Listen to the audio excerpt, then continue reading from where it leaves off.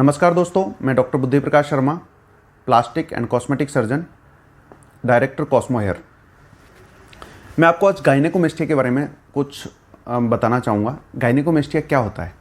Basically gynaecomastia अपनी life की जो 3 स्टेज में होता है। गायनेकोमेस्टिया होता क्या है? It's a enlargement of breast. Basically जो मेल ब्रेस्ट होता है उसका साइज अगर बढ़ जाता है तो उसको हम गायनेकोमेस्टिया बोलते हैं।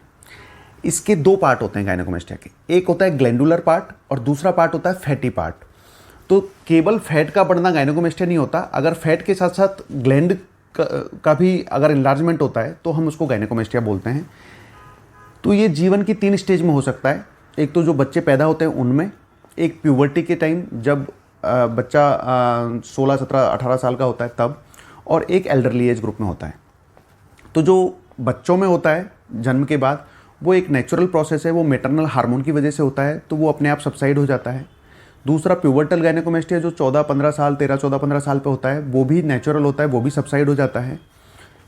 एल्डरली एज ग्रुप में आफ्टर 50 ईयर 60 ईयर जो होता है वो भी हार्मोनल उसकी वजह से होता है।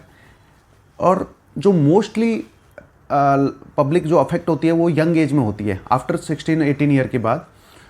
जो गायनेकोमेस्टिया पैथोलॉजिकल होता है उसमें ग्लैंडुलर एनलार्जमेंट होता है और फैटी एनलार्जमेंट होता है। तो इसको हम कैसे मैनेज करते हैं? इसको बेसिकली क्या है, पहले तो हार्मोनल इन्वेस्टिगेशन करवाते हैं कि कोई हार्मोनल इम्बैलेंस तो नहीं है जिसकी वजह से ब्रेस्ट का एनलार्जमेंट हुआ है।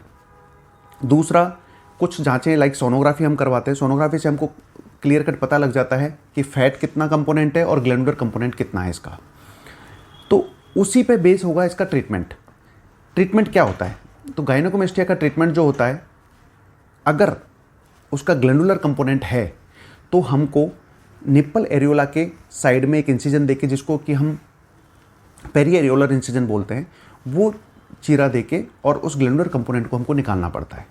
फैटी अगर कंपोनेंट केवल है तो फैटी कंपोनेंट को हम लाइपोसक्शन के द्वारा उसको निकाल देते हैं।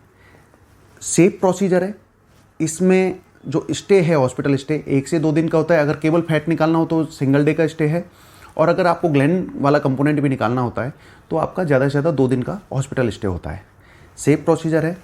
दूसरी चीज़, गायनेकोमेस्टिया के बाद आप कितने दिन के बाद अपने काम के लिए जा सकते हो या अपना नॉर्मल रूटीन ज्वाइन कर सकते हो? अगर केवल आपने लाइपोसक्शन किया है, फैटी कंपोनेंट है उसको निकाला है, तो आप 3rd और 4th डे अपने रूटीन वर्क के लिए जा सकते हो। और अगर आपने ग्लैंडुलर कंपोनेंट भी निकाला तो कम से कम आपको 7 से 10 दिन के बाद अपनी ड्यूटी ज्वाइन कर सकते हो।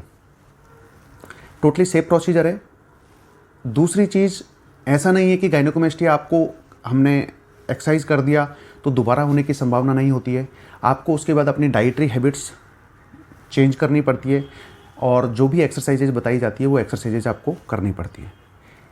गायनेकोमेस्टिया सर्जरी के बाद कुछ एक जो प्रिकॉशंस रखनी पड़ती है, एक प्रेशर गारमेंट पहनना पड़ता है। प्रेशर गारमेंट बेसिकली टाइट कपड़ा होता है जो कि पोस्ट सर्जरी आपको पहनना पड़ता है, जैकेट टाइप, वो उसको शेप में लाने के लिए। और जो पोस्ट सर्जरी है फैट एक्यूमुलेशन को रोकता है, उससे प्रेशर से उसका जो आपका वुंड है और सूचर लाइन है वो अच्छी होती है, उसमें सूचर लाइन जो स्कार मार्क है वो कम से कम पड़ता है।